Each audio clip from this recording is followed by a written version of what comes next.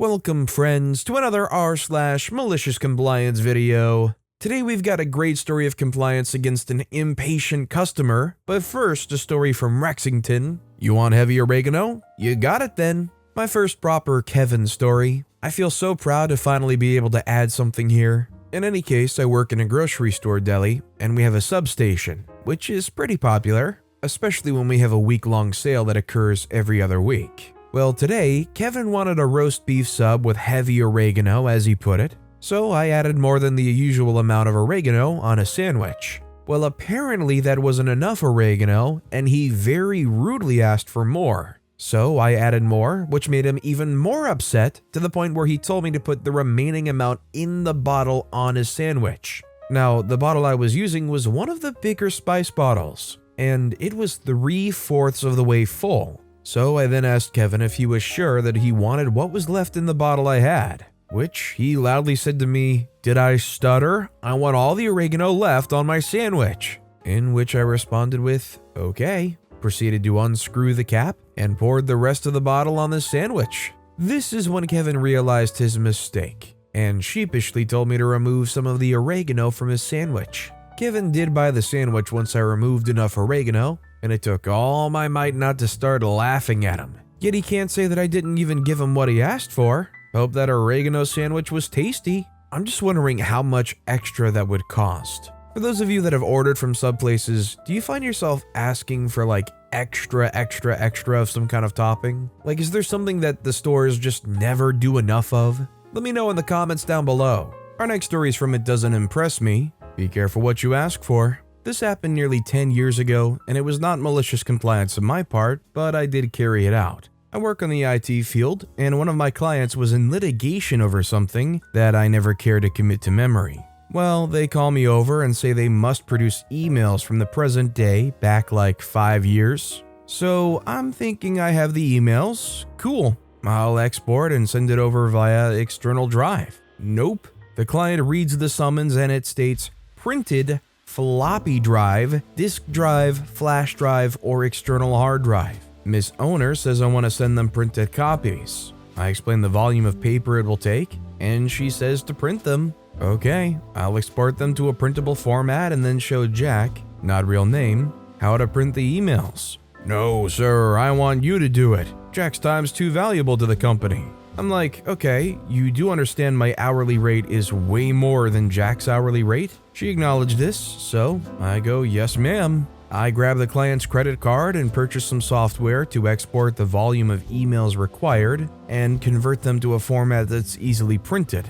No need for me to work harder than needed. This company has a habit of carbon copying everyone on the team each email, and if there are attachments, that attachment is copied in each email and reply. Some emails had dozens and dozens of attachments. Another habit was not using subject lines, which irked me to the point that I had a mail rule set that any emails to me were marked as read and deleted if there was an empty subject line, and then an auto reply stating what was done with the email. So back to the malicious compliance. I spent a couple days exporting emails from a dozen or so employees. I then start the conversion process. On about day 3, I start printing. I try to keep things sorted, but that was just mind-blowing. The email threads with all the attachments had me going in circles. I gave Miss Owner an update, and she calls her legal representation.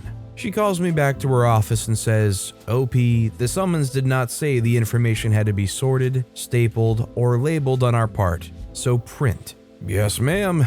I go back to the office I had commandeered and continued printing. I quickly found out that if I load all 5 printer trays with paper, I can select a couple hundred emails and send them to the printer. This gave me time to walk around or surf the internet. I got to the point when I knew the sound of the printer switching trays. I would then refill the empty one. This went on for 8 hours a day. The printer would stop after a while, and internal fans would spin up and cool it off and then print again. The printer leasing company had to come in and put a maintenance kit in during my job and shortly afterward. When it was all completed, I spent over 2 weeks at 8 hours a day billable time and had a pallet of paper shrink wrapped and ready for shipping. Both Miss Owner and I had a bit of an evil grin when the pallet was loaded on the freight truck. Miss Owner took years to pay my employer that time, and all the other time I spent on other jobs. It's no great surprise that Miss Owner took forever to pay that stuff. You spent thousands and thousands of dollars on printing out countless pieces of paper. It's a darn good malicious compliance, but was it really worth it in the end? And I don't mean for OP, I mean for the owner. By the way, if you're enjoying these stories, make sure to hit those like and subscribe buttons down below so you never miss any of my daily videos. Every single video has awesome stories, like our next story from CD Redwood, free overnight shipping? Okie dokie. I once worked in a merchandise warehouse of a local professional sports team. I was in the e-commerce section and processed online orders with about 3 to 5 other people given the workday. That's 3 to 5 people picking, packaging, processing, and shipping a buttload of orders, hundreds a day, so not exactly Amazon. We had a launch of new Nike jerseys that obviously were in high demand at the release. Certain players' jerseys came in late, orders had to wait because of that, and naturally people were frustrated. Especially this one guy, we'll call him Fred, whose order was maybe about a week old, but we still didn't have his expected jersey in the warehouse. Sorry about that, but we can't ship something that hasn't arrived to our warehouse yet. But for some reason, those in charge told us to put it on the website anyway and start taking orders with a notice that says, shipping may be delayed, yada yada yada. So we finally get to Fred's order, we process it, 3-day shipping like he asked and paid for. A few minutes after we processed the order, Fred probably got the email notification that we processed the order, saying it'll be another 3 days, and calls us up pissed it took over a week for us to process his order. Conversation starts off cordial, he's frustrated, and it's understandable. I explain why it took so long, explain why we're just now getting to his order, and why it's 3-day shipping method he selected. He says, hold on for a second. I hear a door close in the background, and then he starts screaming at me on the phone, cussing me out, which culminated with his demand for, I want free overnight shipping. Taking down my name, he at one point questioned the name I gave, saying it was fake, asking for my supervisor, and talking with my boss, who eventually caved and gave him free overnight shipping. I was more pissed about that. I would have just canceled his order. This was a Friday, and we shipped with UPS. UPS doesn't deliver on weekends, so we shipped it 1-day shipping, threw it in the bin for UPS to pick up that afternoon. It arrived Monday, 3 days later. Enjoy your jersey, Fred. I feel for anybody in the customer service field that has to deal with people like this. When I'm ordering from someplace and they heavily fumble the service, like for example, I had a great fun dealing with a store sending me a broken TV recently. They said they would schedule a pickup date for them to come out and pick it up, and they'd contact us within 3 to 5 days. 5 days go by, no contact. They say wait another 3 to 5 days. And you don't actually get the refund until 7 to 14 days after it's actually returned to them. So it's one of those situations where you go and you contact their customer service and you're obviously livid, but you have to keep in mind it's not the customer service agent's fault that it's happening. Yelling at them isn't going to change the service. And in fact, it might just screw you over. Our next story is from Bow's DAs here. Another Per-Diem Tale. Not mine, but a friend's. He's a heavy equipment operator for a company that builds temporary roads for power line, logging, pipeline jobs, that sort of thing. The crew meets up at the yard and travels out to the job site for the first day of the job. They're given a per diem for hotel accommodations for remote jobs, but my friend has a short school bus that he's converted into a camper, so he pockets the per diem. He sleeps in the camper and cooks his own food rather than eat in the restaurant. He goes along well with the rest of the crew and is able to use their rented rooms for showers and such. These guys were local to the yard, some would get their spouse to drop them off, and one guy would ride his bicycle in.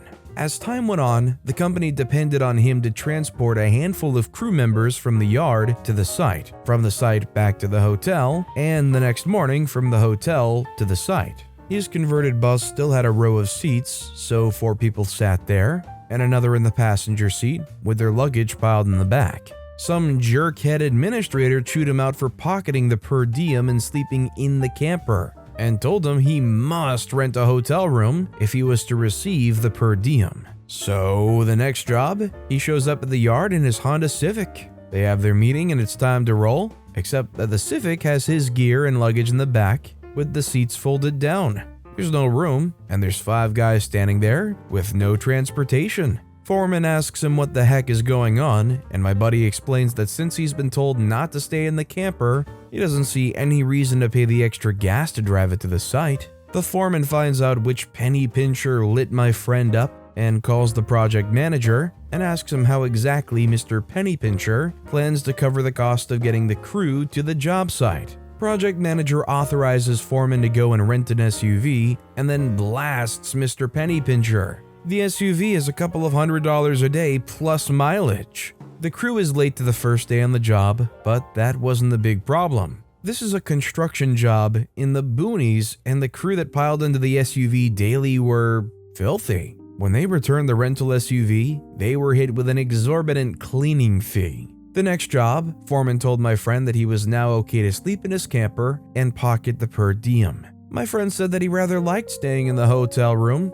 He was fine with it, but since he was saving the company the cost of the rental SUV, if they bumped his per diem up, he's happy to chauffeur the crew. They did. Yeah, this kind of behavior only really works if you're taking things away from somebody that literally isn't holding the pillars up for this entire workforce. You're going to go and heavily shortchange the one dude that was saving you hundreds of dollars every single job. Extremely smart. And our final story of the day is by Thunder Leopard 666, Ranch Sauce. So I work at a fairly popular coffee chain in Canada, so we get a lot of very demanding customers. From the ones who are surprised when a third of their cup is filled with chilled cream, that their coffee or tea is not really that hot, to elongated, But of course, we have to treat our guests with the utmost respect and do our best to give them what they want. So when I first started out, I did my best to do this, even though teenage me still had to bite my tongue a bit to not say what I really wanted.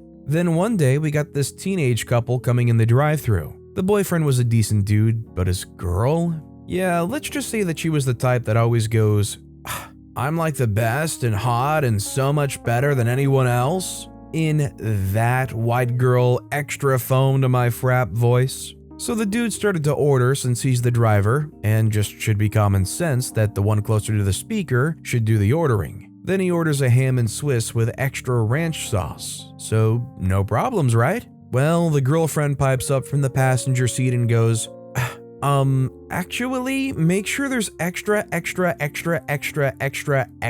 ranch on there. God. And I do mean extra ranch sauce. Everyone working with a headset hearing this pretty much shared the, "Wow, okay," look with each other. But you know what? The order taker, after finishing, decided to smile and told our sandwich maker, let's give her exactly what she wants. And oh, we did.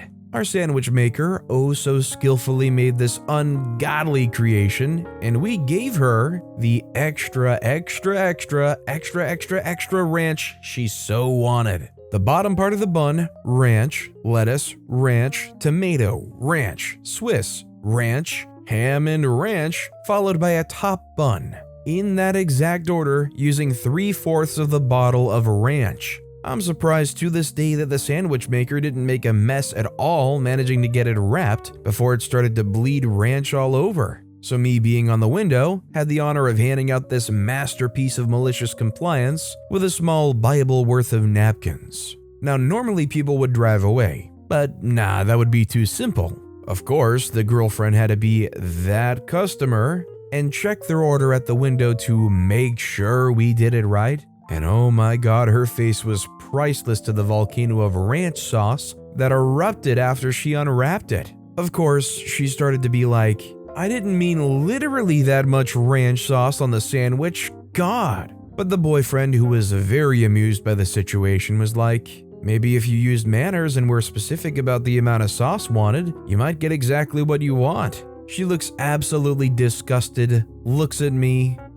"Can I please get more napkins?" I hand her more napkins, give my best customer service smile, and say, "Have a nice day." A week later after that, the boyfriend came by and told us, "Yeah, we broke up after that." It was just too amusing to him that we took her word very literally and kind of stood up to her by doing exactly what she said. So not only did we maliciously comply, but also got someone to nope out of a relationship that was not that good to begin with. I mean, to be fair to the boyfriend, seeing some true colors being shown like that would be a no-go for me too. It kind of relates back to the Jersey story in that treat these people with respect, especially fast food workers. It's not really a pleasant job and they don't get paid all that much. They definitely don't get paid to deal with the, can you blah blah blah type attitude. But with that being said, that's all the time we have for today. Now, if you want to hear another malicious compliance story that was even more insane than the ones in this video, click on that left video.